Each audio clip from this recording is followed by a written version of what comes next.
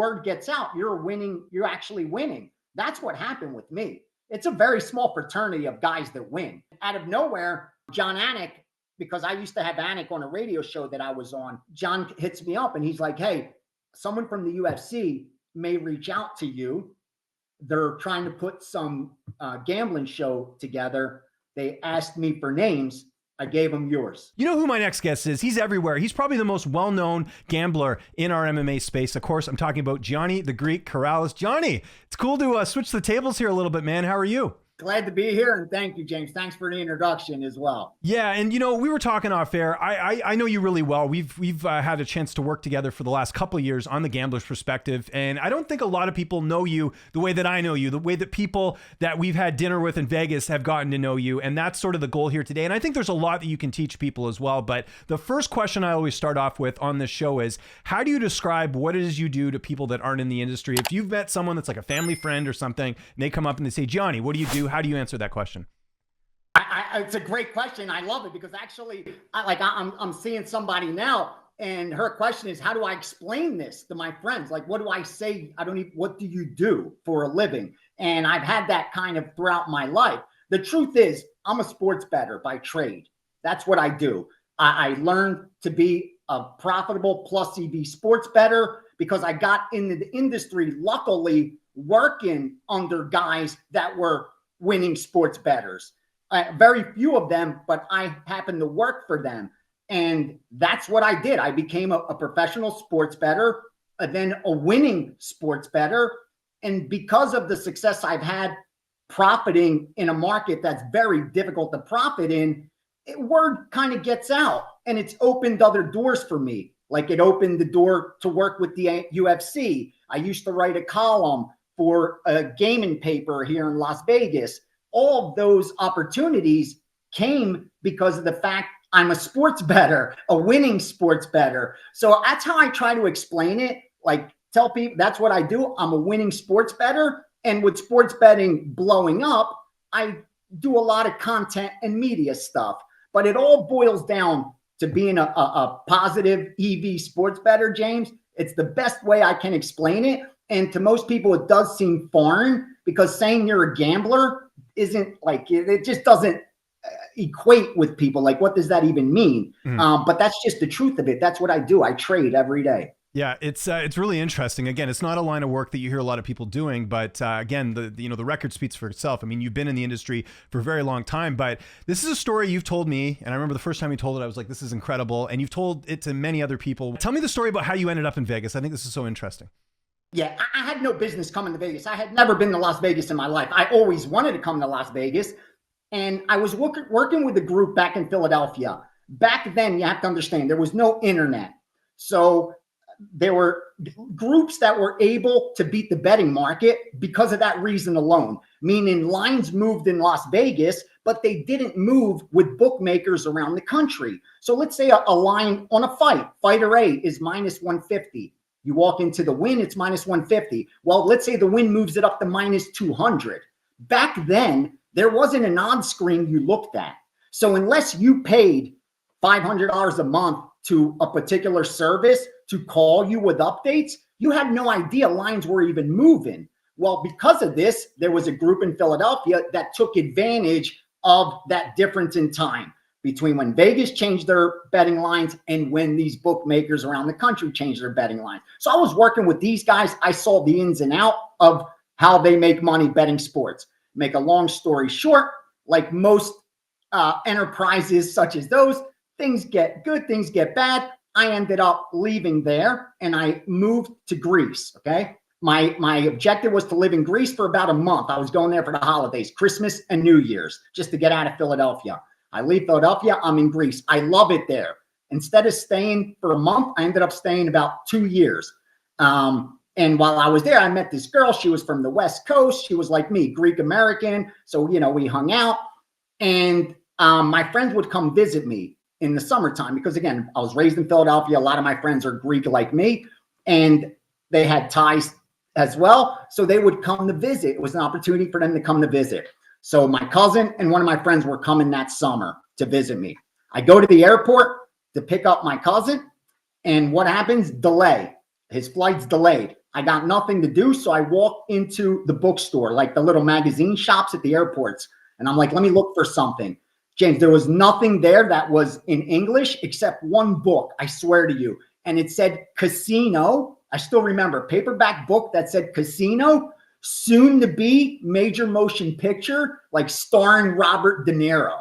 I was like, oh, this is right up my alley. And then I read the back and it's like, oh, it's the real story of Frank Rosenthal, a sports bettor. So I was like, oh, I need to read this. I get the book. Eventually my cousin's playing Lance. He comes. I have the book in my pocket. We go back to the place. Anyway, the summer's passed. I'm reading this book. We go pick up the other friend. I have this book with me all the time. Then we go to the islands in the summer. I have this book. I'm on the beach. I'm almost done this book. And we're sitting there. I still remember in the afternoon. I say it and I get goosebumps. And me and my boys are just sitting there on the beach. And they're like, hey, when are you coming back to Philly? I said, bro, I'm not coming back to Philly. They're like, damn, you're really going to stay in Greece? They're like, what are you going to do? Like, are you staying here with that girl? Like, what's the deal? I said, no, she's actually going back to Cali at the end of the summer too. I said, but I'm going back to Vegas. And they're like, you're going where? I said, I'm going to Vegas. And they're like, for what? Like vacay? And I'm like, no, I'm going to move. And they're like, why? Like with what? Who? How? I was like, I'm going to Vegas. That book inspired me. I swear to God, that book made me decide that I'm going to go to Vegas. Because you got to remember, I was 24 years old, about to turn 25. At that point, the world is easy. You're not afraid of anything. You think I could do anything. I'm unstoppable. I'm going to live forever. You don't think of future and how hard things can actually be. So for me, I was like, I'm all in. Everything I read in that book told me that there's more opportunity in Las Vegas for a guy like me than anywhere else on the planet. I have a high school diploma. I didn't have no skill set. I didn't learn a trade. So I got by on my wits. And like I said, working in that industry. So that's exactly what happened. They called me nuts. I saved up. I only had $600. I had $600 in my pocket. I took with a plane ticket. I took a plane flight from Athens to New York. I land in JFK. It was nighttime. From JFK, I connect to Las Vegas. I land in Las Vegas 2 o'clock in the morning. Nobody waiting for me. I never had been there. I don't even know where the Strip is. I have two big ass luggage because I'm moving for good now, and $600. And back then, like the way you got a room, if you're at the airport, they had phones on this wall. And on the phone was a connection straight to the hotel, straight to the hotel. So you pick up the Mirage phone, the MGM phone, the Treasure Island phone, and it goes straight to the front desk and you could book a room. So I'm going down this list. And I swear to you, each one, I'm like, this is crazy. $100, $89, $99, $143. I'm like, that's 3 nights sleep for me. I finally get down to the High Hat Motel. It said High Hat Motel. I still remember it. I said, yeah, you guys got a room? Guys, like, absolutely. We rent by the hour also. I was like, holy shit. Okay. Now I need it for a night. He said, yeah, it's $29. I'm like, oh, you're my guy. I'll be right there. I obviously I don't take a cab. I'm trying to save money. I get into one of those shuttle buses that take everybody to different freaking hotels. The guy goes from the MGM. It's beautiful. It was all lit up green back then. I was like, wow, this city's amazing. He's going down the Strip. He's dropping people off at Bally's back then, at Flamingo, at Caesar's Palace, at Mirage, at Treasure Island, the Stardust. I'm going down this whole Strip. I'm like, this place is amazing. I can't believe I'm here. Honestly, I was like adrenaline. I was getting excited. And dude, my man just kept going further and further and further and further down this Strip to where he finally dropped someone off at the Stratosphere. And it's just me left in this shuttle. And the guy looks back and he's like, where are you going? And he's like, you going downtown? I was like, I don't know. I'm going to the High Hat Motel. He's like, High Hat Motel? I was like, yeah. He's like, okay. So the guy drops me, takes me to this motel that was like, there's like 2 or 3 hookers out front. You know, like crack hookers, not hot hookers either. There was like the one of the, again, they rent by the hour, so you understand. And anyway, for me, I got a room because it was so cheap.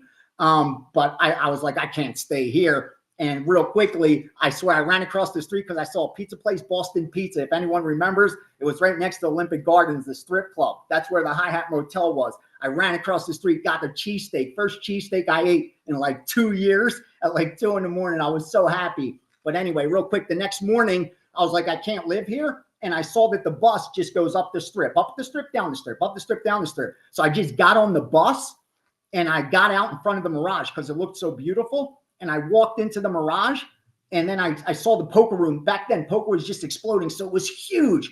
And I noticed, James, I swear to you, I noticed there were people at the poker table with luggage. Like they had their luggage. So they were going to go to the airport.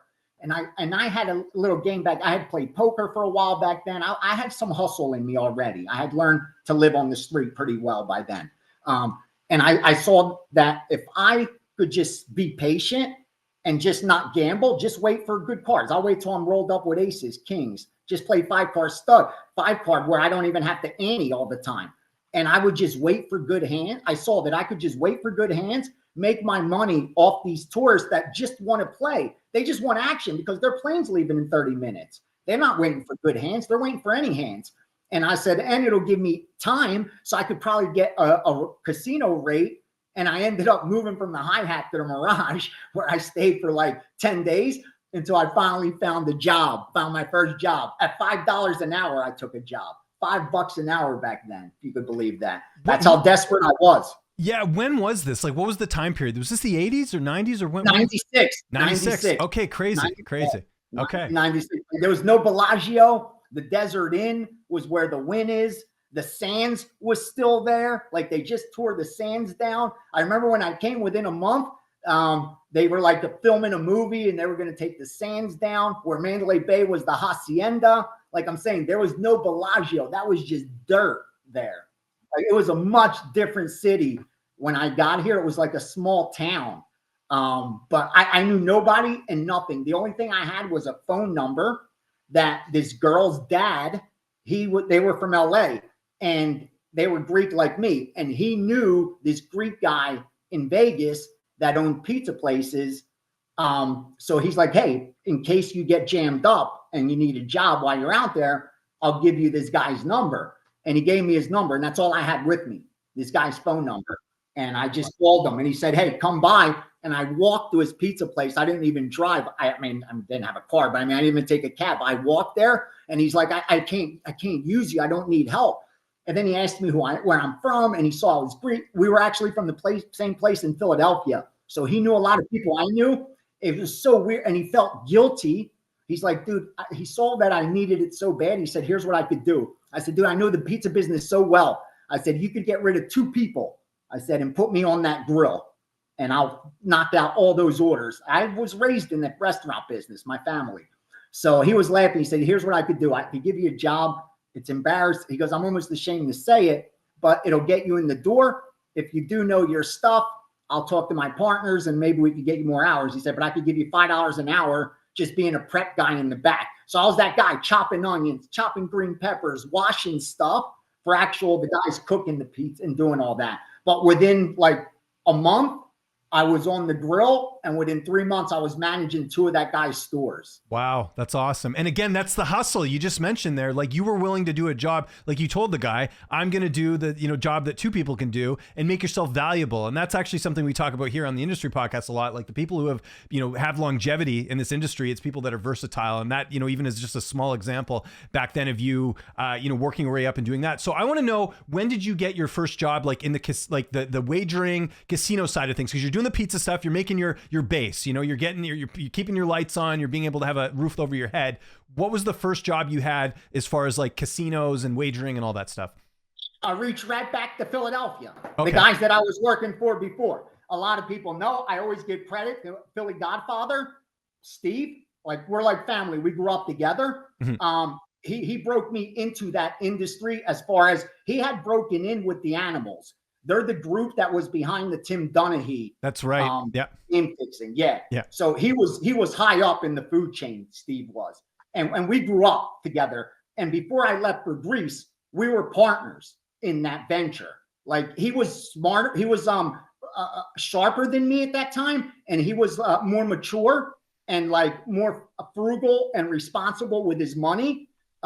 Where I was still like young, I was still wild. I had lost my father. I was still angry at the world. I had no guidance. So like I was more erratic, but he was already stable and he was doing well with them and moving up the food chain. So when I came to Vegas, I reached out to him And I said, dude, can you put, you guys I'm here in Vegas. You can trust me. Can you put me to work? And he's like, dude, I'll be there next week. And my man came out here, filled my oven. He's like, you cook? I said, no, I don't cook, Steve. He said, okay. He filled my oven with cash.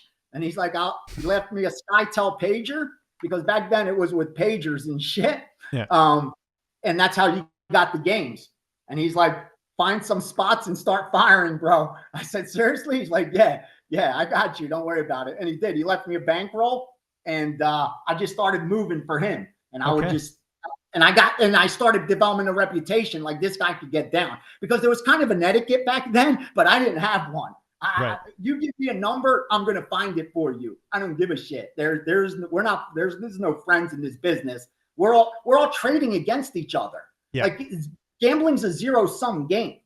There's got to be someone on the losing side of the trade for someone to be on the winning side of the trade. I knew that immediately. So that was the one thing. I was militant. I didn't care. I'm going to trade on your property, on your property, on yours. I know you're the runner here, but I could give two shits. I'm now running here as well. And because I had back from those guys, I wasn't afraid of anybody. Because everyone was stationed at different casinos. Everyone knew this guy's running this one. This guy's running there. This guy's running there. I was free rolling. Like, I'll go bet anywhere. And once people started seeing that, other groups started saying, hey, can you move my NBA? Can you move my college basketball? I got a guy that does real good on NASCAR. Could you move his stuff? So I started getting a reputation for being able to get people's bets down, but more importantly, making sure they got paid. Because what happened was, the reason they needed a guy like me back then, James, is because you got to remember, in the 80s, early 90s, bookmakers thought nobody lost. All you have to do is take bets and you're guaranteed to win. They didn't know that there were betting syndicates, that there were wise guys out there. That's why they thought they could just read you off newspaper lines and no one's going to beat them anyway. But that all changed with these betting syndicates and these wise guys. And I had gotten plugged into them, luckily.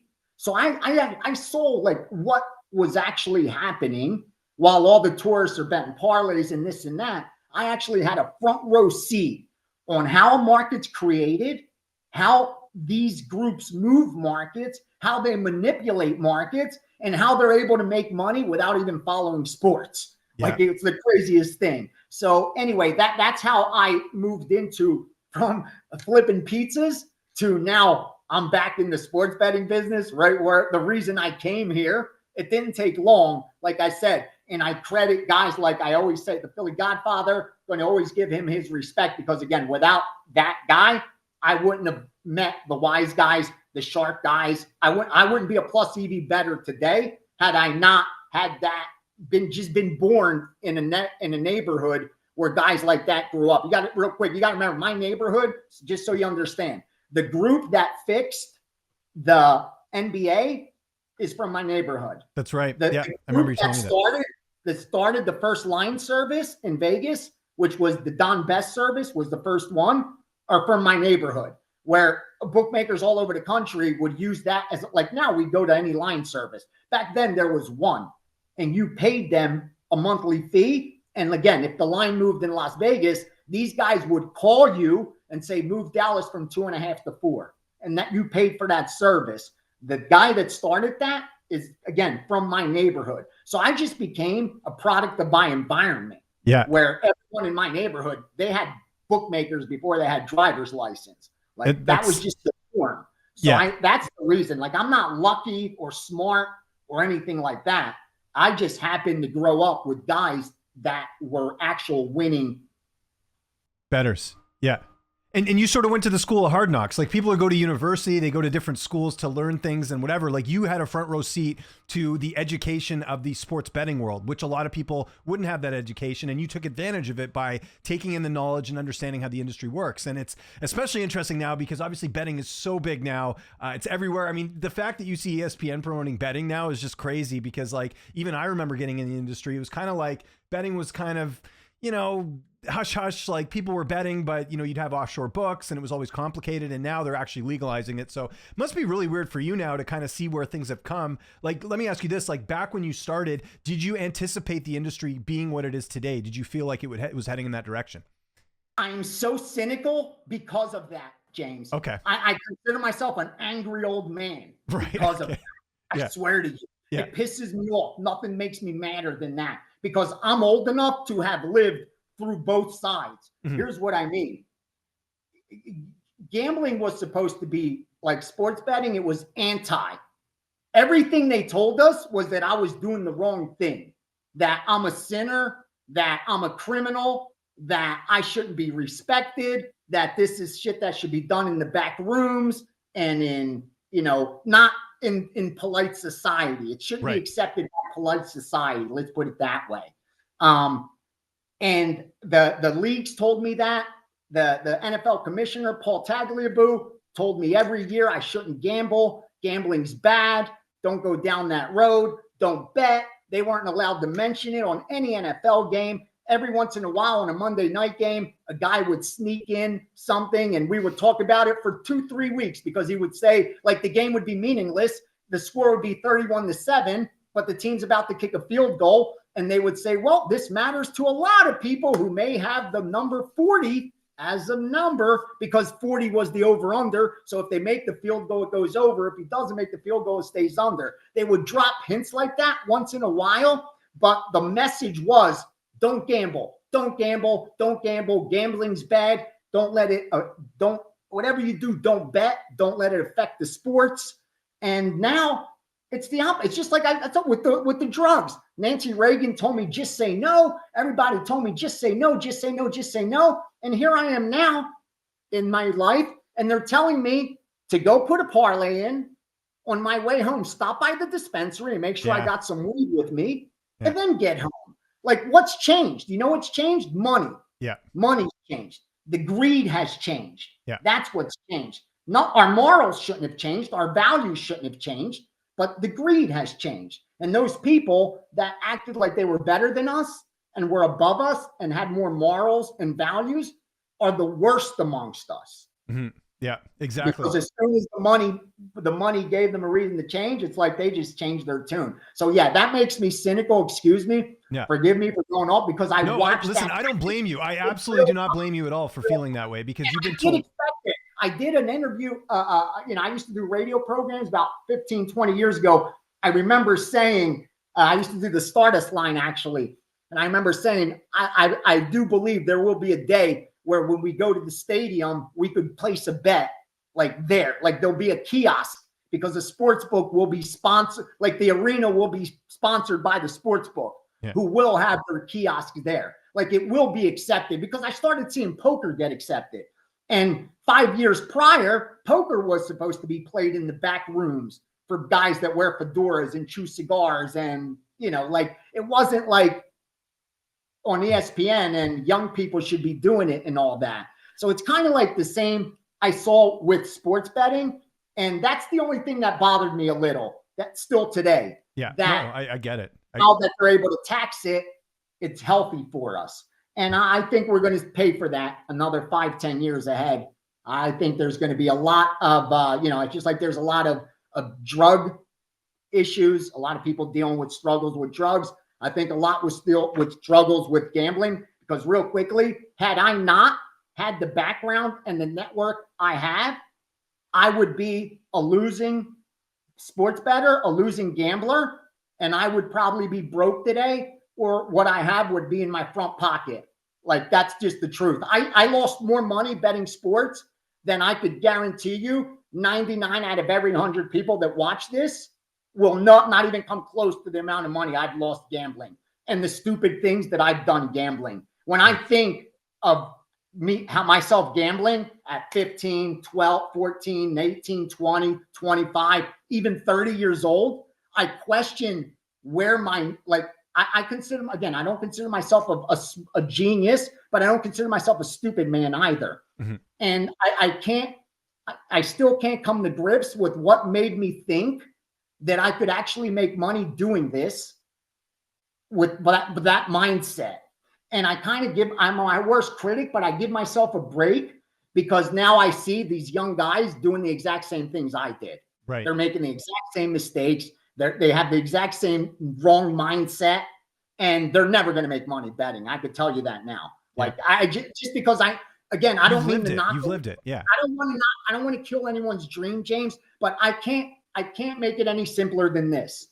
This isn't opinion. This is fact. This isn't me saying it. You could ask any offshore sports book, or you could ask any publicly traded company in Las Vegas, which you could look at their balance sheet.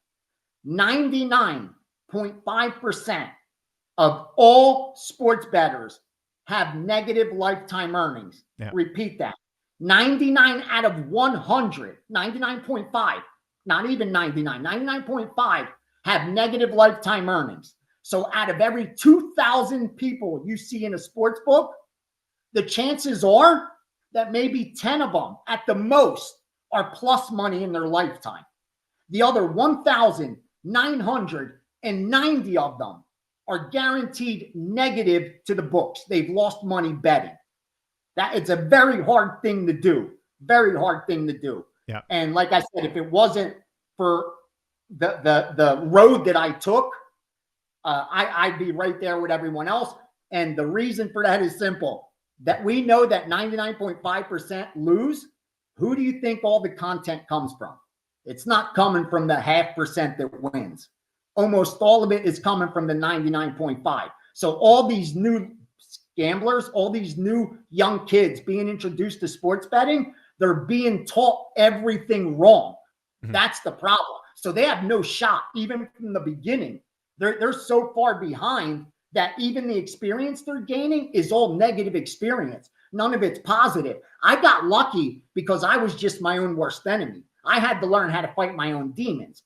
Risk management, don't chase, be able to go to home as a loser, know there's tomorrow. I had to fight those demons. Don't take bad lines because I had access to winning information. But I see these young guys now without access to winning information, with no concept of risk management, and not even understanding how sports markets work. And they truly believe that they're going to make a living beating these corporations, or more importantly, beating a trader like me. Yeah. You have no shot. I don't mean it in a bad way. No, but you have no chance just because of experience. Yeah. No, completely agree with that. And it's a good sort of lesson for people watching this to kind of learn that these companies wouldn't exist unless they're getting, it's like casinos wouldn't exist if casino wasn't getting their cut, like they'd be all out of business. As simple as that. I want to skip forward a little bit here. How did you get involved with the UFC? I think that's something that I don't even know the answer to. We've talked a little bit about it, but tell me how you got the job with On the Line, doing the Contender Series. Like, take me back to how that all came together. Absolutely. I was doing, sports betting content because I first I was just betting. I was betting and moving only. Mm-hmm. And then I got approached to sell my information, to sell picks. I had been approached with that back even at the Stardust. And I always thought that was like a scam like business. So I always used to laugh. I never got involved. But the guy that pitched me really well, like explaining like, listen, if you really have access to this information, you're valuable. And I have the platform to put a spotlight on this, and we could make a lot of money, and you're actually helping people. Like you're doing, like you're not hustling these people. So anyway, I agreed to do it. That first place that I started selling picks for actually wasn't catering to their subscribers. They more or less were trying to make as much money as they can at any price possible. So I broke into the industry learning the wrong way how to sell picks. I admit that. And so anyone that knows me from 15 years ago and says this guy's a tout, I earned that. I own it. I was a tout. I did promote games of the year. I did promote big games that had no business being bigger bets than I was actually promoting that they were. Because that's how I was trained, that this is what the business is about. It's about get on a hot streak, because no one's going to care about your last 100 bets. They only care what you're doing right now. If you get on a hot streak, like you go 5-0 or 6-1 or 8-2 over your next 10, we'll get a big play. Now all of a sudden you got a big 10-star lock, and that's what sells. We're going to push that. We're going to push that. We're going to push that. Well, as come being desperate, again, I don't make excuses for it. You can hold strong, have your values, and say, no, I won't do it. I did do it. I did. I sold, and I was a tout. It didn't sit right with me, though. And eventually I walked out of that place. I even got sued because I refused to follow through with my contract. I would not do it. I said, I'm either going to do it the right way or I'm not doing it at all. And I actually got sued. So anyway, I started doing it the right way on my own. I'm not promoting big games. I'm going to win long-term. If this is what you're about, let's make some money together. I document all my results. I have 10 plus years of every single day. You could go back. You want to know what I did on March 11th, 2018? I could pull that up in about 30 seconds. Yeah. I could tell you exactly that day. Did I win? Did I lose? What were my bets? What were the results? I made sure I documented every single play I gave out to my subscribers. Well, after a few years, you can't lie. Like, the results don't lie. Like, you may not like my voice. You may not like how I look. These teeth may annoy you, but numbers don't lie. And when you're third party tracked and verified, it's hard to argue those numbers. And when you have subscribers who are supporting you and telling the truth, all of a sudden word gets out. You're winning. You're actually winning. That's what happened with me. It's a very small fraternity of guys that win. So anyway, I was winning. And because of that, I was building a reputation and selling. That opened doors where I got approached to do this media thing, do that media. Like, I did ESPN stuff for ESPN. The New York Times was doing, when the Super Bowl was in New York, they wanted to follow 5 winning sports bettors in Las Vegas to see how what's their life like on Super Bowl week. They followed me around. I was in New York Times Magazine, all this stuff, like doing stuff like that, which wasn't what I'm cut out for. Like, that wasn't my goal.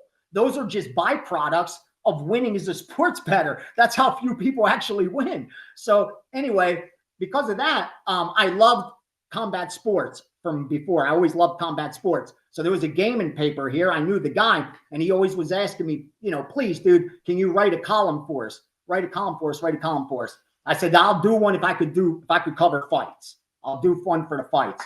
So I started doing for the fights, boxing and MMA, mostly boxing, some MMA.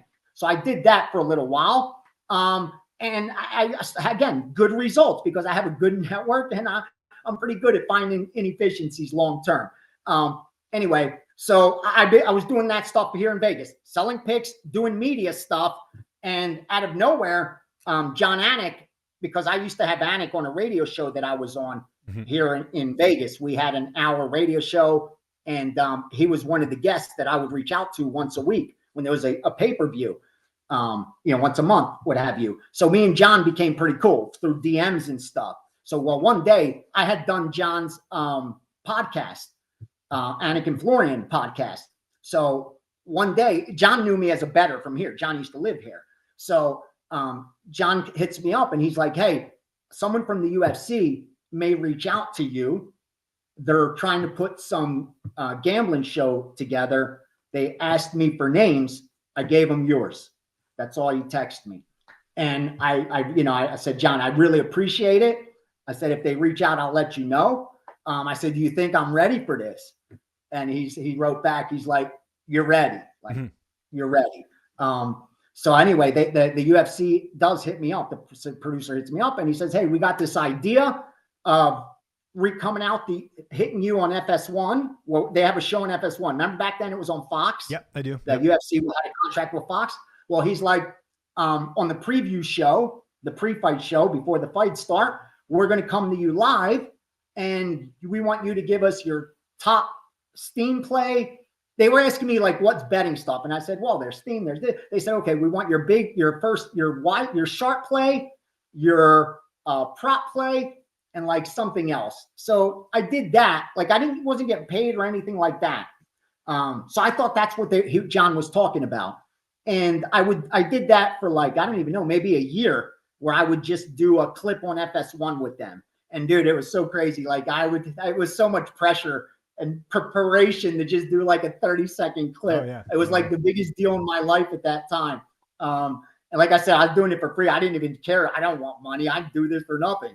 So anyway, I did that for a while for them. And next thing I know, Zach Candido, who's the fucking man, the best producer, hits me up and says, hey, Anik said, I gave you a heads up. I was going to reach out to you. We're going to put a pilot together on that sports betting that he hit you up on. We want you to come by the UFC Performance Institute next week if you're interested, so we could meet. I right away, man, I was like, yeah, I'm there. So I went to the, I said, should I come prepared and ready? He said, yeah, we're going to do some taping. I said, don't worry, none of it's going to air. It's just for our crew to test you. So I went and I showed up, and it was Chiesa was there, Forrest was there, and myself. So we did like a little pilot, and it was actually just Chiesa and Forrest. Yeah. And they were breaking down UFC stuff. And then they were going to fake like they were coming to me remote, even though I was already in the room. Okay. Like they were going to come to me remote from a sports book. And I was going to give like a 30-second rundown, a minute, 2 minutes tops on what the betting lines are doing, what the sharps are doing, what the public's doing, any picks that I have. That was going to be the show. It was going to be about numbers. And anyway, they did that. I guess they took that footage back to the crew and whoever makes those decisions, and they reached out and said, hey, we want you to be a part of this new show called UFC on the Line. And when I went, it was like, in the beginning, it was Brendan Fitzgerald was the host. I was the sports bettor, and every show they brought a different fighter. It was Bisping, Tyron Woodley, Daniel Cormier. I did it with so many of them. With Chiesa, I did it. And we did that for like the first year, I think. Yeah. And that's when the UFC was like, okay, we need to switch this up.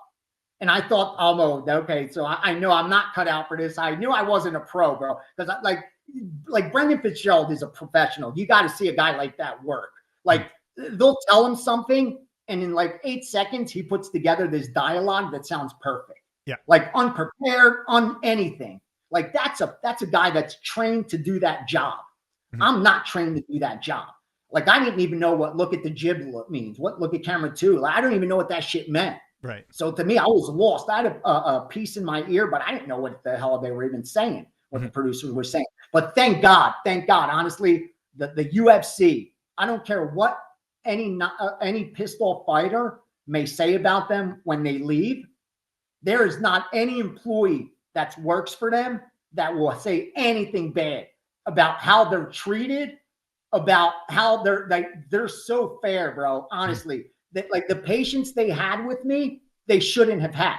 Like right. I'm not trained for that job, but they saw that, okay, he's got potential. And that's why to this day, I am so thankful and grateful to them that they took their time to make me more comfortable on camera, because I was not, dude. Like I was nervous, my hands shook, my mouth dropped. Like it was like scary, man, scary situation.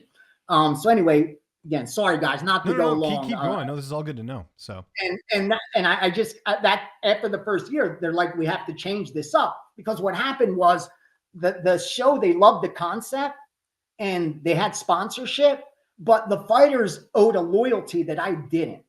Right. So let's say Bisping is training with Perillo and Perillo's training BJ Penn. Yeah. Bisping's not going to say BJ Penn's probably going to get knocked out this Saturday night. Exactly. I'm going to say. Yeah. I'm going to say Bisping's not. So that's a problem with the show, and they noticed that immediately. And that's when they wanted to continue the show, because they saw that gambling was about to take over. The UFC's thinking 5-10 years ahead, man. Mm-hmm. Like they saw this 6 years. You got to remember, my contract ends right now. This month, my contract's over at the end of this month. I had a 5-year deal with a 1-year option, and I thought they were going to kick me out after the deal, but they picked up the option, and I thought this was the end of it. And I'm sorry to tell you, whoever's not happy, but they extended my deal a little further. So I will be with the UFC through their ESPN contract at least. Oh, congratulations. I didn't know that. Thank you. Yeah, I didn't say anything.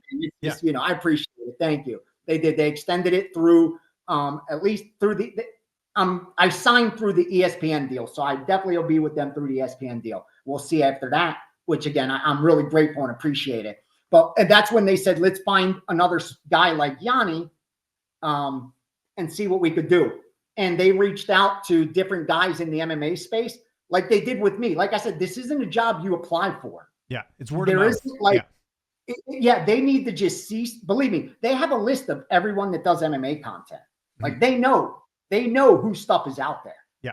Like I was so surprised when they said these are the people we're going to invite to, and most of them were remote. Like they didn't live here like I do. Even Nick was remote. Yeah. And I mean, they reached out to people all over the country to try out for this show.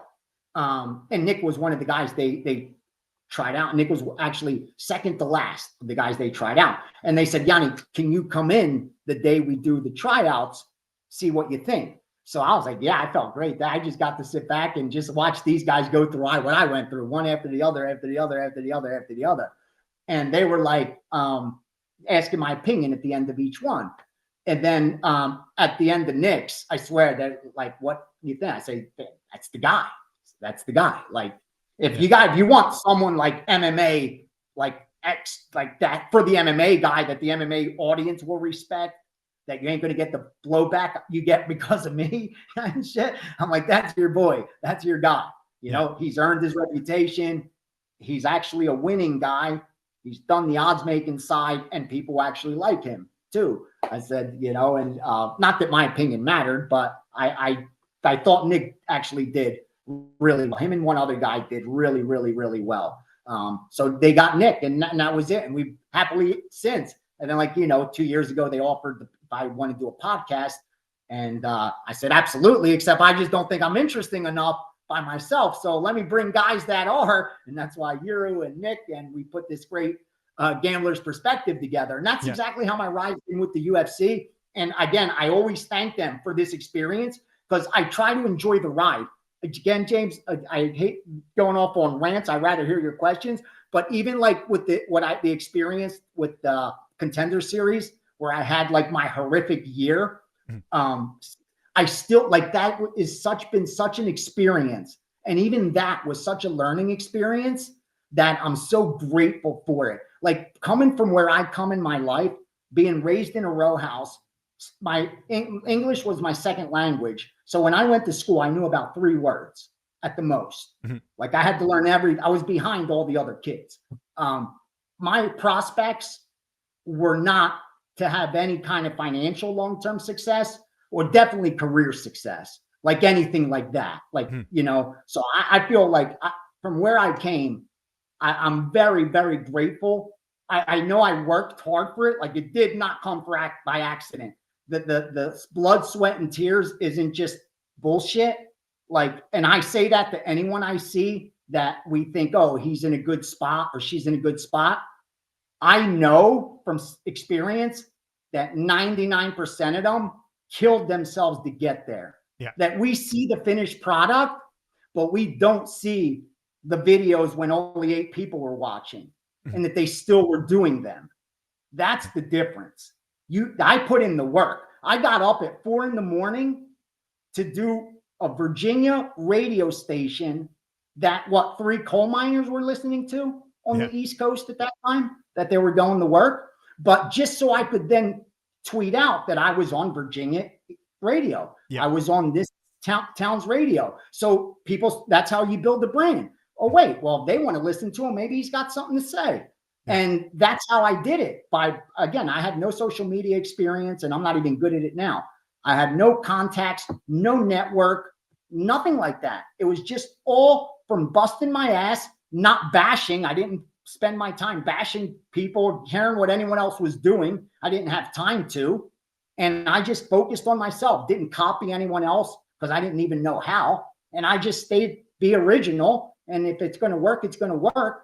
And fortunately, there was a little sliver of opportunity with the UFC and we've hit it off. I love them and I feel loved by them. I really do. When I go to the building, by the staff, by the people, like I can't, like, look at the smile. Like I can't even mention that company without like being so happy for what I've experienced with them. I wish everybody gets that chance in their lives. Yeah, a lot of things you said there, and I'll kind of mention a few things. I mean, you mentioned again, sort of being on the wagering and gambling side of things, and then doing these like appearances. That sort of prepared you for an opportunity like the UFC, because again, you mentioned it yourself. You just said it there. You didn't feel very comfortable on camera, but if you didn't have that experience, that wouldn't have even been an option, right? You mentioned getting up early and doing the Virginia radio station.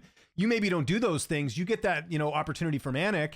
Maybe it doesn't go the way you think it does. So I think that's a key thing you brought up there, like the sacrifices, getting up early, doing radio, doing these things, working for the UFC essentially for free until they brought you on full time. Like, I think if people are watching this, you have to understand that not every opportunity is going to be lucrative. It's about that investment of like doing those little things and making it into something that where you're seeing now, where this is a full-time thing for you now, where you're with the UFC, you're their gambling guy. And I mention this to you all the time. Like, I don't know anyone in the betting industry that has as strong of a brand as you do. Like, if someone says Gianni the Greek, there could be no confusion of who the Gianni the Greek is. You're very unique in that perspective, and you're also very you're sort of a character, even though you're not a character. Like, I talk to you off camera. This is exactly how you talk here. So I think that's another thing that people can take away from the success that you've done. And quickly, I'll just mention this because we sort of talked, you sort of brushed over it a little bit there. So people know how you and I got connected. So Nick and I were doing a betting show with James Krause, which was interesting, kind of looking after what happened with Krause and everything. But at the time we were doing that show, so I'll even go back a little bit further. I don't know if you know this. So the only reason I was even on that show with James Krause and Nick and I, we did the show on YouTube, it was on MMA Oddsbreaker, was Krause was doing a show for ESPN, but then they ended up going with, it was just Brett and Ian Parker because they had hired Ian Parker. So that was ESPN's betting show. And then after that, Nick came to me, and Krause still wanted to still do betting stuff. So Nick came to me and he's like, hey, would you want to host the show with us and produce it and all that? And I was like, yeah, sure, of course. Like, no problem. But like, I'm not like a betting guy. I kind of just came on to, I would give some plays, but it was very like, minor. And honestly, I wasn't their first choice. And I'll tell you guys this story. And I don't even know if you know this. Laura Sanko was supposed to be the host of that show, but Laura couldn't because she was tied to a different sports book. Yeah, and so I ended up getting the job. So thank you, Laura Sanko, for that, because I wouldn't have been able to be linked up there. So we were doing the show with Krause, and it was kind of like, I could tell even with Krause, this is before all the betting stuff happened. Krause was, he had a lot going on. He was going to like every event coaching. He had all this stuff happening. And like, it was kind of getting to be a bit too much for him. I could tell that. And then your show came about because Nick's like, oh, Gianni wants to do a podcast. Would you want to produce it? I was like, sure. But then I was thinking like, I can't do 2 shows a week. Like with all my interviews, it's too tough. So Krause and I kind of came to the conclusion that like, we can't do the show anymore. And our deal with a sports book had come up anyhow. So that's where I was able to do full force with your show. But the timing of that is so interesting because like I couldn't imagine if you were still doing that show and then the stuff with Krause happened. Who knows how that would have affected us? But little backstory for you there. I remember that because me and Krause were close. We would text all the time, and I actually reached out to him because I didn't want to think I was poaching his guys because I knew you were doing stuff with him, and Nick had done things with him. I said, hey, I got this opportunity. And he's like, no, we're done. Like, we're not doing it. We're good. We're good. They want to do it with you. It's good. It's good. He was like, no problem at all. So that's how it worked out. Because again, before the UFC, James, just so people understand, my goal with the sports betting, because again, there is profit in it and I get accounts. Was making money and all that, but I was trying to save up bankroll to go around the world and play blackjack. And then really? I swear to you, I was putting a bankroll together when the UFC reached out, and then I just like doors opened up and I was like, this is such a good opportunity. Like, who knows what could come of it? You have to be all in. Yeah. Like, this is something you can't half-ass. You have to go so prepared, over prepared. And that's what they saw. When I go in there, you could reach out right now to any UFC producer and ask them who's the most prepared guy. They're going to say Anik #1 for sure, but I got to be a close second. Yeah, and that actually segues to my next question. It's something I wanted to get into, and I know we've already done a lot of time here, and there's so much more we could honestly do this in like 3 or 4 parts, honestly, with how much I would want to learn about you. But your prep, this is something you had mentioned to me. So we linked up in Vegas. I forget which card it was, and you were telling me like the prep that goes into like doing the shows. Take me through a week. So we had UFC 299 last week. Take me through the prep, what that looks like for both On the Line, our show, and then everything else you have going on. Like, kind of, you don't have to go into like day to day, but like, tell me a little bit about your prep for a big fight week like we had last week with UFC 299. Oh yeah, already I'm probably, because of some of the groups that I work with that do bet MMA, I may already had looked at the card because I got a bet or 2 down. Mm-hmm. So I start probably a week before. Like I'm already into UFC 300 right now. Wow. I'm looking Okay. at those lines, trying to determine which way the line's going to go. Is it going to move up or is it going to move down? Right now, that's all I'm trying to guess. Which direction will these lines move in? That's all I'm trying to determine. But now moving into this week, I start breaking down every night, 3 or 4. I break it down into sections. Like if it's 12 fights, I'll do over 4 days, 3 fights. And what I do is I go in depth into each fight. I don't watch any tape. I've already explained that part because I don't know what I'm watching. I love watching fights, but I don't think I'm skilled enough to know that this guy's wrestling is a hair better than this guy's wrestling. Right. Or this guy's submission grappling is a little bit better than, like, I don't know the nuances that much, but I do know the nuances of betting markets. So for me, I could see a line move 8 cents and it'll tell me so much more than watching 3 fights of that fighter. It's just because that's how I was trained to look for things like that. So what happens is on Monday, I'll do the first 3 fights. I start from the undercard, the bottom, the very first fight, and I go in deep. I even turn this stuff into the UFC because they use a lot of my notes for their gambling. You see a lot of times they'll put up little trends. Yep. Like the stats. So when the fighter walks out, they'll have like the notes there, right? 10-1 as a favorite. Yeah, those are my notes. Those are my notes that I send every week. I send them because I do the work anyway. So the producer's like, "Do you mind?" And I'm like, "No, give them to all the hosts." Yeah. So they have, it's readily available. It's not like proprietary info. I'm not showing them how I trade. I'm just showing them the data that I use to help me trade. This guy's record. The trends with this guy. Like if he's a southpaw, how have southpaws done this year against right-handed stance guys, against orthodox guys? How have they done the last 3 years? How have they done the last 5 years? I break all that down. Age, is he 6 years younger? Okay, how have those guys done this year? How have they done the last 3 years? How have they done the last 10 years? All that in the fight. And then again, his record, UFC record, pre-UFC record. And then I look at those fights, the ones that he lost. How was he going into them? Was he going into them hot? Was he going into them cold? More importantly, what did the betting line do? That's what I pay attention. What did the betting line open at? What did it do during the week? What did it close? So when I'm researching a matchup and I'm looking at the fighter, I'm not looking at his tape. I'm looking at his fights. What were the betting lines for his fights? What did the market do for his fights? Yeah. And then the smallest thing is the results of his fights because there's just so much randomness in results. I more look at the box score. Should he have won this fight? And he just had bad judging or he just got unlucky. You could be crushing the box score, but get caught in a submission and you were winning for, like Chael was winning. Silva, yeah. The box score will show that Chael dominated. Mm-hmm. If you didn't know the result and just look at the box score, you'd think Chael won that fight. For me as a bettor, that's more important than who actually won that fight, even though who won that fight is going to then affect the betting line. So again, not to go long, that's what I'm doing Monday, Tuesday, Wednesday, Thursday. Within those 4 days, I'm done the notes. For each fight, I've done that, gone into detail throughout.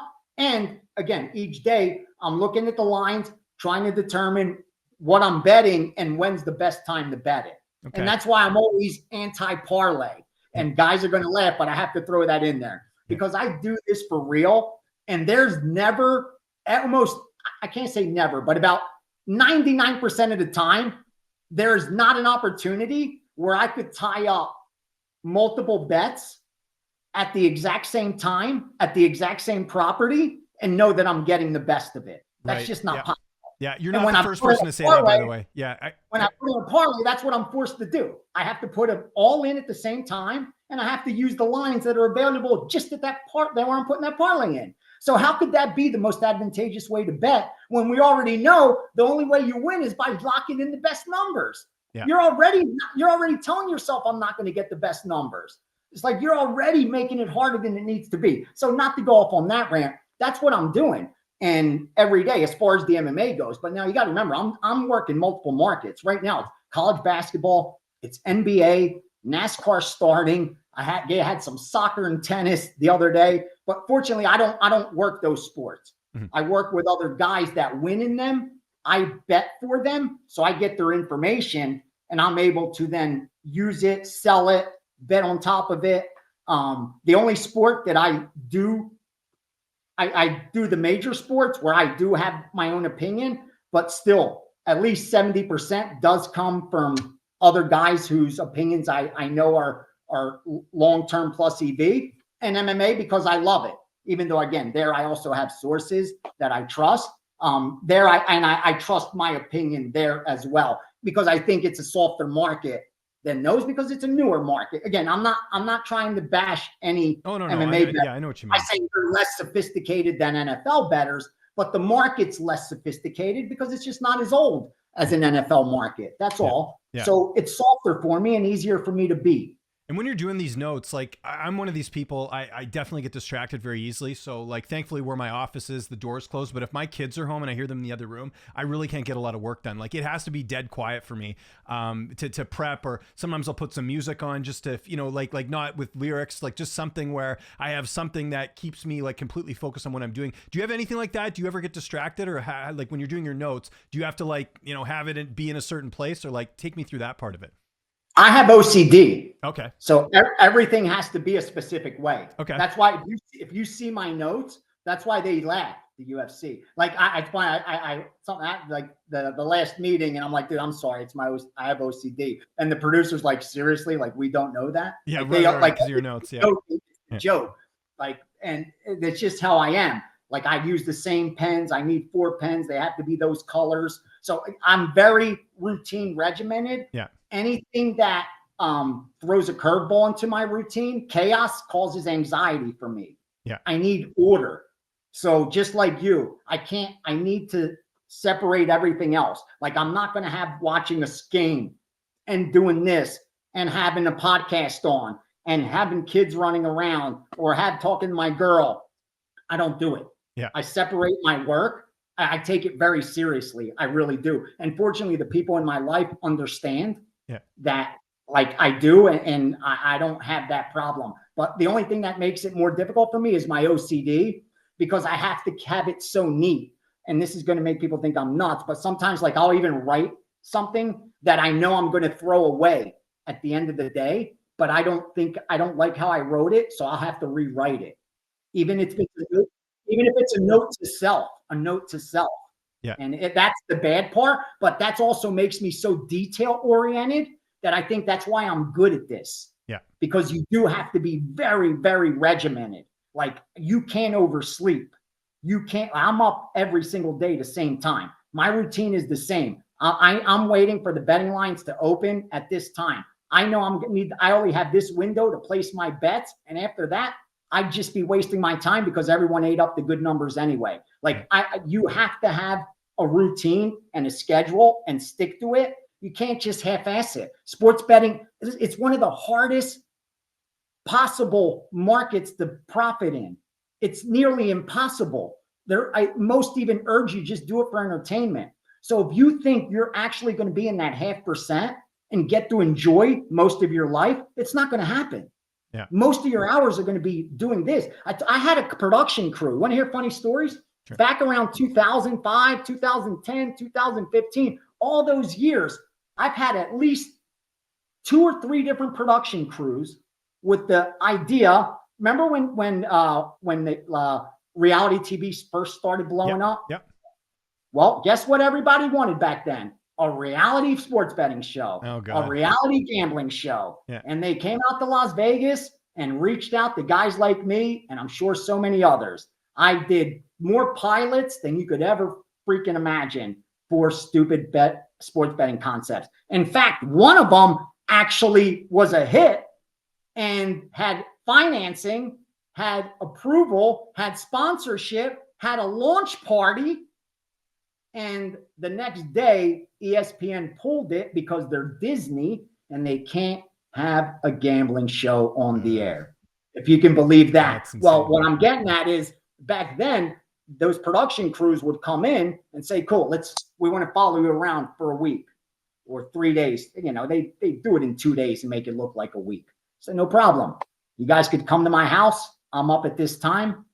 I'm going to do my things. You guys could follow me when I get in my car and run to the sports book. No problem at all. And I promise you, dude, the funniest thing is all of them were like, what, this is it? I said, what did you think? Cocaine and hookers? Like, what do you Like, what were you expecting? What were you waiting for? Like, what do you think I do? This is my life.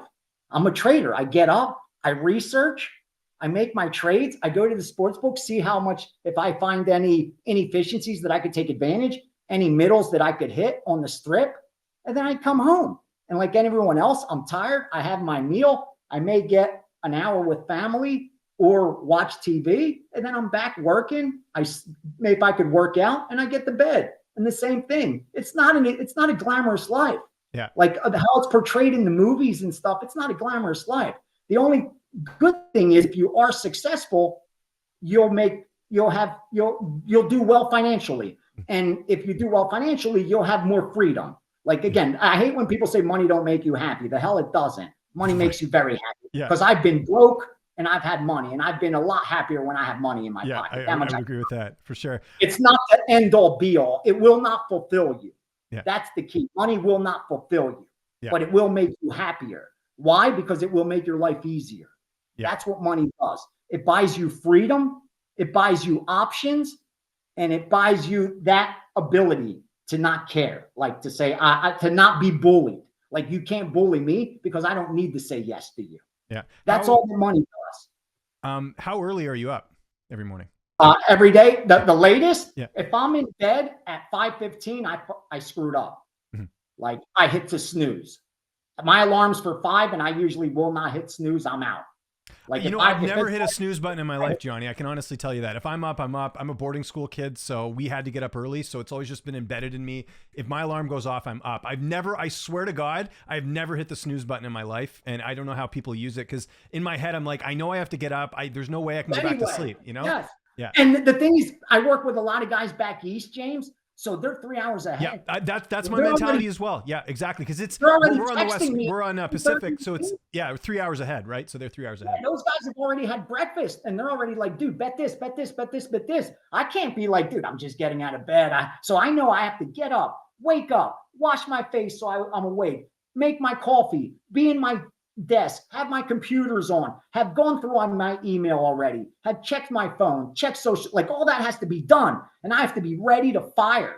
Because I know once 5:30, 5:45 gets here, right before 9 o'clock East Coast, these guys are going to start unloading.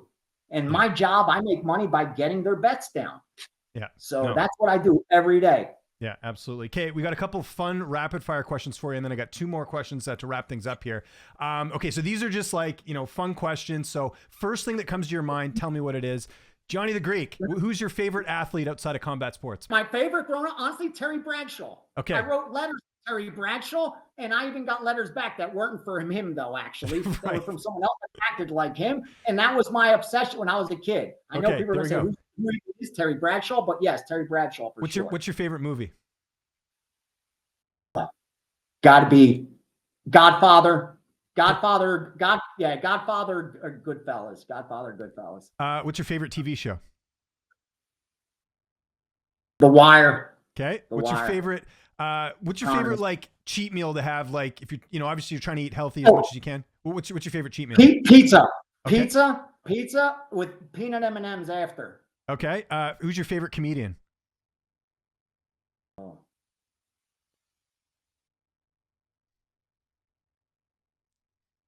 Maybe someone you've seen, or like you've watched their special, or like, you're in Vegas. A lot of comedians. Chappelle for sure. That's what I'm thinking. I've seen a bunch of them. Yeah. I love comedy. Still Chappelle. What's your favorite travel destination? Oh, Bahamas. What's your favorite animal? Dogs. What's your hidden talent that something that people might not know that you're very good at? Math. Okay. Very good. It comes to me like so simple. Okay. I didn't even know that. What is your biggest pet peeve? We're going to end on that.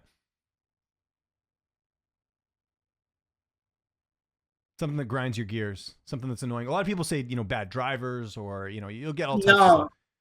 No. Honestly, the thing that bothers me the most is truthfully, insincerity, fakeness. Nothing irks me more. Like, nothing bothers the thing that pisses me off the most, honestly, nothing bothers me more than knowing, like, someone that I know talks shit about me, and then when I walk in the room, they say hello or shake my hand. Mm-hmm. To me, that's so disgusting. Like, I swear to you, like, it makes me feel so uncomfortable. I would rather him say, like, you're like, just walk away, bro. Just tell me I'm a piece of shit. I could live with that. Yeah. But people like that are the worst. Fakeness is the worst. I don't know. I don't like dishonesty bothers me. Yeah. Dishonesty really bothers me more than anything else, Well because I'm a said. pretty honest person, and that really bothers me. Now, you kind of answered this earlier, but maybe we can get a more condensed answer. What is the best advice you could give someone that's looking to do what you're doing, whether it's on the content side or even just being involved and, you know, placing wagers and stuff like that? What's the best advice you can give? I'm going to give you both of them. Sure. If you're on the content side, you have to produce. That's your only job. You can't look at views. You want engagement, but your job is to produce over and over and over and over and over again. Consistency. That's the only talent. That's the one skill set that you control. That's the one talent you control. If you're consistent and if you put in the work. I knew I wasn't as smart as everyone else.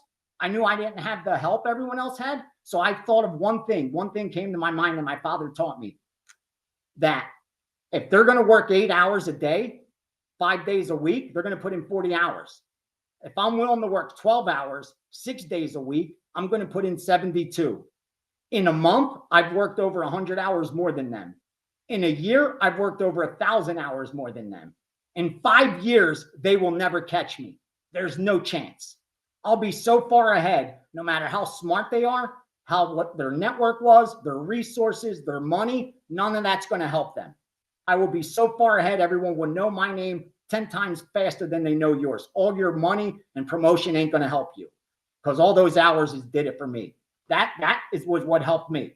I knew I wasn't maybe more talented online than other people, or, you know, could speak better or better on camera, but I knew if they couldn't outwork me, there's no chance. I don't need sleep, and I love the work. So that was the key. If you're not afraid to work, you could be a success in content very easily, because most people doing content are doing it because they're lazy, because they don't want to go out and get another job and do a 9-to-5 job. They want to do that. So if you're willing to work like a construction worker doing content, you'll make a lot of money eventually. Not early, but years down the road. You got to put in the work. Nothing comes easy. Like I say, I know how to get a six-pack. I don't have one because I don't have the discipline, and I don't do what you're supposed to. So don't make any excuses. Put in the work, you'll get the results. And as far as you want to be a winning sports bettor, partner up with someone that's already doing it, just like I did. Either provide an account, step to someone that's already winning and say, hey, I got a betting account for you. They'll give you a free roll like I do. You'll get a percentage, and you'll see how the people that win actually do it. Attach yourself with a winning sports bettor. There's a handful of them out there. All of them, like myself, are looking for accounts. Step to one of us, want an account, and you'll learn more than you ever could watching 8 million sports betting videos from guys that are actually losing. Well said. I love it. Now, this is usually the last question I ask, but you're a bit of a different case because you're a veteran, Gianni, in terms of what you've accomplished in the industry. So I always ask, what is your ultimate goal in the industry? You've done a lot of what people would love to do already. I guess my question then, sort of in place of that, is there anything else you want to achieve in your career that you've already done? Well, honestly, I just want to leave it better than I found it. Okay. It sounds like, well, it's a line. No. Whatever. I totally know exactly what you mean. Yeah. I really do. I think now that I do have a brand, and my voice carries a little weight, like I want to push the fact that we need to demand more. The consumer needs to demand more from our sports betting personalities. Like, we need to demand that they document their results. Yeah. Or we don't follow them. We need to demand that if they're claiming to be something, they could verify it, or we don't support them. Like, that's how I hope that I leave this industry a little better over these next few years, that I move the bar up a little of what's acceptable. Because again, I'm not trying to get on any big TV show, or I sell well. If anything, I even sell less. I'm not even putting up packages, like trying to promote big games. So I know I'm at the tail end of pick selling and stuff like that. But the content side I love doing, where I said, even if I retire from pick selling, I would continue to produce content, because I believe I have so much experience and knowledge just because of the experience, not because I'm smarter, but because I've lived through the road that I took. Very few people is that road even available to them, and even fewer are ever going to take it. Yeah. So I know because I took it, I could save a lot of people from making a lot of dumb mistakes because I made them all. And I swear that's my goal now, to educate and make it as much better as possible. Of course, we all want to make money like anyone else. But I don't have a goal like I'm trying to get a show get on a network or be this. Like you said, I'm happy. I'm more further than I ever thought. Financially, I'm more comfortable than I expected. And I don't need much, I'm good. I'm good. Thank God.